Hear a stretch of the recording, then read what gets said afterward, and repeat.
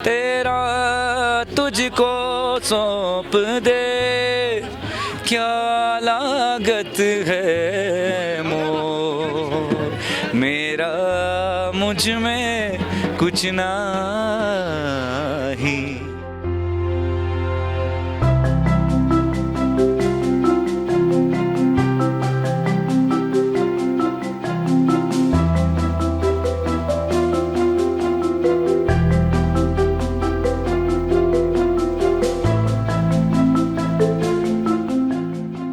Basically ये journey शुरू है हंदवारा से। मेरा जन्म हंदवारा में हुआ है और उसके बाद मैं 2007 में श्रीनगर आया हूँ और कुछ फैमिली की ऐसी हालात के बाद जब यहाँ श्रीनगर आया, यहाँ पढ़ाई शुरू हुई और पढ़ाई के बाद ना एक अलग जोन था। अब तक सिर्फ वो पढ़ाई में ही थे और ज़्यादा कुछ सोचा नहीं था लाइफ में। यही था कि टीचर वीचर बनेंगे, बस सब बीएड करेंगे, लेकिन शायद तकदीर में कुछ और था। And I got fascinated with this shows और कहाँ क्या इवेंट्स वगैरह होते हैं। तो एक सिंगिंग का शो हो रहा था बैक इन 2008 और उस शो में मैंने देखा सर जितना स्टेज से और उस स्टेज पर परफॉर्म करने वाले लोगों से मैं इंस्पायर नहीं हुआ, उससे ज़्यादा इंस्पायर मैं हुआ तमाम उन लोगों से जो स्टेज के पीछे काम कर रहे थे, crew members.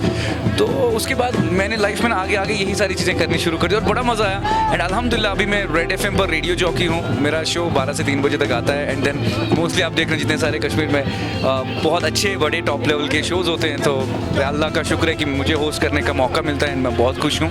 And then TV और एक्टिंग के साथ थोड़ी सी वाबस्तगी है जो बड़ा अच्छा लगता है।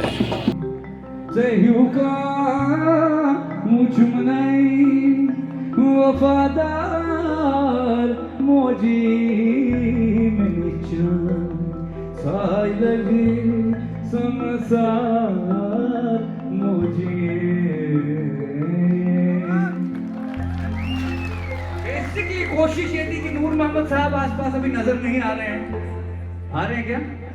रेडियो का तो बहुत पहले से था। To be honest radio was like बहुत पहले से रेडियो का वो जश्न में मना था। I was a radio caller basically. मैं रेडियोस पर फ़ोन करके जितने सारे बाकी सारे लोग प्रेजेंटर्स हैं मैं उनको बड़ा तंग करता था। तो मैं ऑल इंडिया रेडियो की बात करो या फिर जितने सारे प्राइवेट एफएम्स होते थे, जहाँ कहीं भी मैं जाता तो मैं बड़ा अच्छा कॉलर था। मैं सुनता था बहुत ज़्यादा रेडियो और फिर एक्टिंग का उतना ज़्यादा नहीं था। वो जब आस्ता आस्ता इस चीज़ों के साथ जुड़े और फिर बड़ा मज़ा आया करने में। अभी भी आप स्टेज परफॉर्म्स करते हो जहाँ पर लोगों को हंसाते हो, यहाँ पर एक बूस्ट मिलता है लोगों को, वो कहाँ से आता है? वो किस तरह से आप लोगों को बूस्ट करें? देखिए सर, हर किसी का यही सवाल है मेरे रेडियो शो को लेकर के भी और उसके बाद जैसे इवेंट होता है। तो जैसे आज भी जिस लोकेशन पर हैं, ये आज एक इवेंट की प्रिपरेशन चल रही है। सो बेसिकली सर क्या होता है कि मैं खुद अपने आप को एक ऑडियंस समझता हूँ। सबसे पहले कि मैं ऑडियंस में होता तो जो स्टेज पर मुझे इंसान चाहिए वो आर्टिस्ट का दम क्या हो, वो मुझे कैसे बूस्ट करे। ठीक है, मुझे शर्म आती है, मैं नहीं कर सकता, मैं हल्ला नहीं कर सकता, लेकिन वो कोई तो हो भाई जो हाथ पकड़ करके मुझे बताए कि भाई ऐसे एंजॉय करना है, चिल्लाना है, खुशी मनानी है। तो कभी कभी हर एक इंसान ना खुशी मनाना चाहता है, लेकिन उसको ना उस किक की जरूरत होती है। तो I am providing that kick. मैं चाहता हूँ कि नहीं चलो मैं वैसे वेल्लापंती करूंगा तो मजा आएगा। सर आई लव यू, मजाक कर रहा था। तो बेसिकली क्या है ना कि आज इस माहौल को सुपर हिट बनाना है और ये सब लोग डिजिटल प्लेटफॉर्म्स पर कई सारे हमारे सिंगर्स हैं, कई सारे हमारे दोस्त हैं जो अपने आजकल वीडियोस, उनके ऑडियोज, उनके सॉन्ग्स, उनके एल्बम्स लगातार रिलीज हो रहे हैं। और हम सबको आज चाहिए इस जगह पे कि तमाम ऐसे आर्टिस्ट को अप्रिशिएट करें उनके काम के लिए। कई सारे ऐसे हमारे आर्टिस्ट हैं जो आज अपना मतलब उनकी जो पॉकेट मनी है सर, तो अब होस्ट के साथ आप गाते भी हो, बहुत अच्छी, मैंने आपकी आवाज़ सुनी भी है, अब बहुत अच्छा गाते भी हो। कहाँ से इतने सारे गुण एक साथ जमा किया आप? अरे नहीं, ये तो बस आपकी मोहब्बत है जो आप इतनी कदर कर रहे हैं। बेसिकली ऐसा कुछ नहीं है, मैं बिल्कुल बेसुरा आदमी हूँ, गा नहीं पाता मैं, लेकिन फिर भी ये तमाम चीज़ें क्या है ना, जब आप किसी एक चीज़ के साथ जुड़ते हैं तो आहिस्ता आहिस्ता वो बारीकी समझने लगते हैं चीज़ों की। जैसे मैं रेडियो के साथ हूँ तो मौसीकी बजती रहती है, तो मुझे उस मौसीकी के बारे में पता होना चाहिए कि ये कौन सा मूड ऑफ द सॉन्ग है, मुझे कब मेलो डाउन वाला सॉन्ग प्ले करना है, मुझे कब एक अच्छा डांस बीट प्ले करना है। ऐसा ही शो पे भी अप्लाई होता है एंड देन वो पर्सनल लाइफ में भी ऐसे होता है। तो जब मैं अभी कभी घूमूंगा तो मैं उठाता हूँ कोई भी राग, कहीं भी शुरू हो जाता हूँ, तेरा तुझको सौंप दे, क्या लागत है मोर, मेरा मुझ में कुछ नहीं, जो हो सो, तो मतलब ऐसा चल जाता है, कोशिश करते हैं, बट मतलब ये तो वेरी ओपन में बता रहा हूँ, I am not a singer भाई, प्लीज माफ कर देना। सारी चीजों की आज ओपनिंग और साथ साथ में आपने देखा फ्लैग ऑफ, कई सारी एक्टिविटीज, कई सारे टूरिस्ट यहाँ पर हैं जो आए हैं, जो आज यहाँ घूमना चाह रहे हैं, और उन्हें आज सोने पे सुहागा हुआ कि उन्हें ये इवेंट मिला और वो यहाँ पर आए हुए हैं, तो उनके लिए एक बार जोरदार तालियां हो जाए। वी शुड वेलकम देम, दिल से सबका वेलकम हो। ऐसे भी लोग हैं कि जो स्टेज पे डरते हैं आने से, क्योंकि अगर उनको कोई प्रिपरेशन कर रहे होते हैं उसके बाद भी वो घबराते हैं क्योंकि हम स्टेज पे नहीं आएंगे। पर आपको देखकर शायद बहुत सारे लोग ऐसे भी होंगे जो इंस्पायर हो गए कि रफीक ऐसा करते हैं, हम भी ऐसा करें। क्या ऐसा कुछ हुआ? यस यस, ऐसा बहुत बार हुआ है। सो मोस्टली फेस्टिवल्स में ऐसा होता है सर, जहाँ कहीं भी हम फेस्टिवल्स होस्ट कर रहे होते हैं तो बहुत सारा ऑडियंस में मैंने एक ग्रुप देखा है जो ना दूर रहते थे, लेकिन अगर मैं 5 मिनट कुछ किया, 10वें मिनट वो सारे लोग स्टेज पे होंगे। कोई बोल रहे सर मैं गाना गाऊंगा, आर यू श्योर? यस मैं गाऊंगा। माइक देके पहली टेक में वो गलत गाएगा लेकिन दूसरी टेक में सही गाता है, तो बड़ा अच्छा लगता है। ऐसे लोग इंस्पायर होते हैं और वो जो डर है ऑडियंस का, स्टेज का, वो निकलना शुरू हो गया। और अगर मैं उसमें किसी एक इंसान के लिए भी इंस्पिरेशन हूँ, देन बस मेरा काम हो गया, मैं खुश हूँ।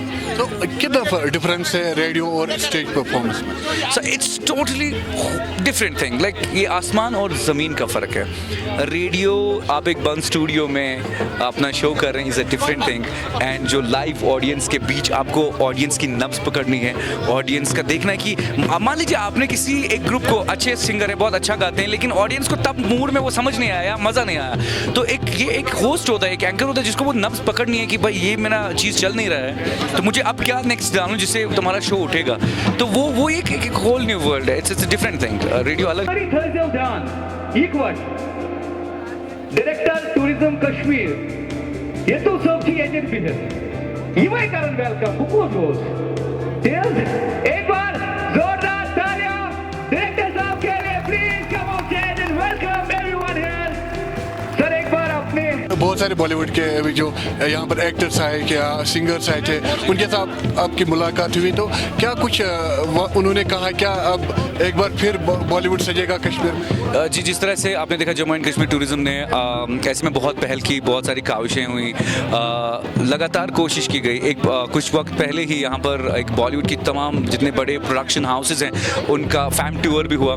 उस फैम टूर के साथ मैं भी जुड़ा हुआ था, और उसी फैम टूर के दौरान जो लोग थे वो एक दूसरी तीसरी चौथी जगह पर गए, तो उसी में उन्होंने कई सारी लोकेशंस को लॉक किया। उनको लगा कि कश्मीर में बहुत कुछ देने को है, बस हालात और कुछ वक्त की वजह से वो यहाँ पर शूट नहीं कर पाए, लेकिन अब मुझे लग रहा है बदलाव आ रहा है। एंड देन उस फैम टूर के बाद आपने देखा कई सारे प्रोडक्शन हाउसेज आए जिन्होंने अपने गाने शूट किए, एल्बम सॉन्ग्स शूट किए, टीवी सीरियल्स अभी शूट हो रहे हैं, एंड इवन मूवीज़ के लिए, इवन साउथ इंडिया की कई सारी मूवीज़ को लाइन अप किया गया है, उनकी रैकीज हो चुकी हैं, they are up for the shooting.